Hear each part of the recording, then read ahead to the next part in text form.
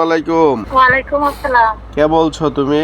আমি প্রিয়া বলছি। প্রিয়া বলতেছো? কার প্রিয়া তুমি? এখনো কারো প্রিয়া হয় নাই, যদি হয় আর কি। আচ্ছা, বাড়ি কোথায় তোমার আপু? আমি তো চিটাগাঙে থাকি। আমার বয়স হচ্ছে 18। তোমার ফ্যামিলিতে আপনজন বলতে আর কে আছে?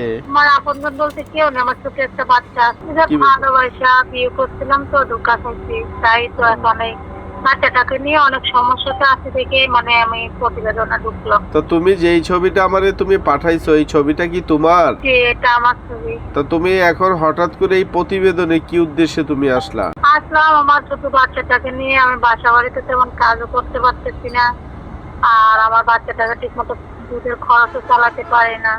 তার জন্য আমার স্বামীটা আমাকে ফালাই দিয়ে চলে গেছে অনেক আগে। তাই আজকে যদি কেউ আমাকে ভালোবাসে, আমাকে বিয়ে করতে চায়, তাহলে তাকে বিয়ে শাদী করবো। আচ্ছা, তাহলে এখন তুমি মিডিয়ার সামনে আসছো দর্শকদের উদ্দেশ্যে বলতে, তুমি চাইতেছো যে কোনো হৃদয়বান লোক যদি তোমার ওই বাচ্চাটার দায়িত্বটা ও নেয়, তাহলে তাকে তুমি জীবন সঙ্গিনী তুমি বানাবে।